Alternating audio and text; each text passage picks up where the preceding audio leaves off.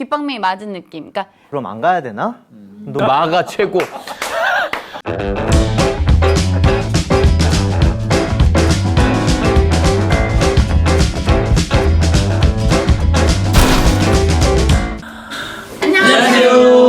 어쩌다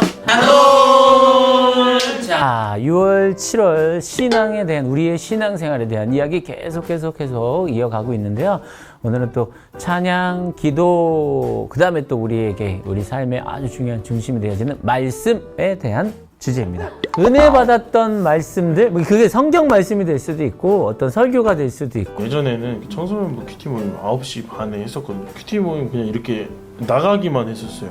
그러다가 딱 보였던 게 로마서 12장 21절이었어요. 그 악에게 지지 말고 선으로 악을 이기십시오였는데 그게 약간 되게 신선하게 다가왔던 것 같아요. 처음에 교회 올 때 노래 잘한다고 민수가 오라고 해서 왔다고 했잖아요. 근데 노래를 못하는 걸 알고 자꾸 이제는 노래를 못한다고 하는 거예요. 그래서 친구가요. 그래가지고 난 교회를 그럼 안 가야 되나? 노래하러 왔는데? 그런 생각을 했어요. 근데 그때 마침 찬양팀에서 그 매주 묵상을 했는데 에베소서를 묵상을 했어요. 근데 조금이라도 제가 믿음이 있었나 봐요. 그 에베소서를 보면서 그 부르심에 대한 말씀이 되게 많이 나오잖아요. 에베소서는. 그래서 이게 내가 노래 잘해서 그냥 온 게 아니라 하나님 부르셔서 왔구나라는 어떤 믿음이 생겼던 것 같아요. 고등학교 때 이제 큐티 처음 하면서 지금도 그때 게 있는데 보면 그렇게 이렇게 누구 밉단 얘기가 누구를 사랑하게 해달라 뭐 이게 이제 그런 거 있으면서 그러니까 그게 저한테 죄책감으로 되게 왔던 거예요. 그래서 그때 제일 좋아했던 게 로마서 7장 8장이었어요. 그래서 저는 바울이 나는 죄인 중에 괴수다라고 하는 고백이 너무 와닿았고 그리스도 예수 안에 있는 자에겐 결코 정죄함이 없나니 그리스도 예수 안에 있는 그리스도의 생명의 법이 너를 사망에서 죄와 사망에서 해방하였느니라라는 그 말씀이 가장 큰 힘이 됐던 게 로마서 7장 8장이었어요. 그래서 저는 목사님이 설교하시다가 하나님이 세상보다 더 크시다라는 얘기를 언제부터 했지? 아무튼 하나님이 세상보다 크다? 그럴까? 뭐 이런 생각을 좀 했었나 봐요. 그런데 이제 뭐 말씀을 그때 읽다가 하나님의 어리석음이 그 사람의 지혜보다 지혜롭고 하나님의 약함이 사람의 강함보다 강하다라는 고린도전서 그 말씀을 항상 그래서 그거랑 좀 저는 연결시켜서 좀 생각하는 것 같아요. 저는 사도행전, 사도들의 행전, 그 사도행전의 그 긴 말씀들이 그때 막 은혜 한참 받을 때는 이 길이 내 길이 될 수도 있겠구나. 그런 생각을 벌였던 것 같아요. 어디에서 들었던 말씀인데 그 앞에 자기 이름을 붙여라. 그러면서 사도행전의 앞에다가 세우행전. 거기 성경 인물들이 너무 커 보였고 엄청 커 보였는데 그때 어떤 말씀에 그러더라고요. 하나님께서 이분을 통해서 세워주신 어떤 말씀, 그 길 루트라고 한다면 하나님이 보시기에 그 한 사람이나 나나 우리나 그 한 사람이 똑같은 것이다. 또 성경의 인물들을 또 생각하면서 돌아보게 되잖아요. 그 인물의 내면적인 마음들, 고통들. 다윗이죠. 튜너이죠. 다윗의 그 실력과 믿음. 하나님 믿고 뭐 주일성도 잘하고 이제 그렇게 살면은 내 앞길은 탄탄대로일 거다라는 생각에 약간 이거를 귓방맹이 맞은 느낌. 그러니까 내가 살아가면서 그 믿음만 가지는 게 아니라 내가 살아가면서 실력도 갖추고 왜냐면 그걸 가지고 또 나눌 수 있고 그러한 의미로 그래서 다윗의 그 실력과 믿음이 저는 아무래도 바울인 것 같습니다. 저도 그렇고 그 교회 다니기 전에는 막 교회 다니는 사람들을 막 비난하기도 했고 교회 다니는 친구들을 막 이렇게 뭐라 하기도 했고 약간 되게 안 좋게 보기도 했었거든요. 근데 그러면서도 되게 제가 하나님을 알게 되면서 이렇게 하나님의 사랑을 전하는 일을 하기로 결심을 하고 이렇게 하면서 보다 보니까 바울 선생님 제 경험상 중고등학교 때부터 신앙생활을 한 아이들이 대부분 바울을 좋아해요.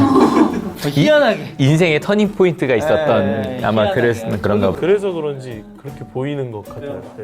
저는 제가 설교 본문에 있는 그분을 항상 그때만 제일 좋아하는 것 같아요. 올해 겨울에는 야고보 너무 멋있지 않나요? 그리고 요즘에는 마가 최고. 그지? 그다음에 바울 설교할 때는 뭐 바울 천재, 바울 천재 진짜 바울 대박. 맞지. 전 진짜 목사님이 성경 인물에 대해서는 갈대와 같습니다. 그 주일 설교하는 그 성경을 쓴 분 제일 좋아하는 것 같고, 그지? 근데 진짜 목사님 생각해보면 그렇네. 진짜 좋지 않냐를 진짜 그때가 있어. 마가 최고잖아. 마가 최고. 진짜 천재. 근데 그냥 이게 인물로 보면 저는 개인적으로 항상 요시야 왕이에요.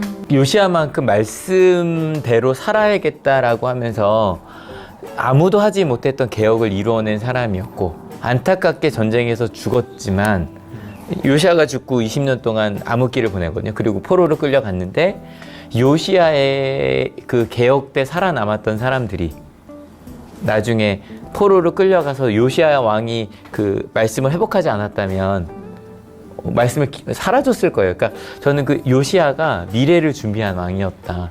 그래서 정말 말씀대로 사는 것이 무엇인지 고민했던, 그러니까 그런 목회자가 되고 싶은 것 같아요.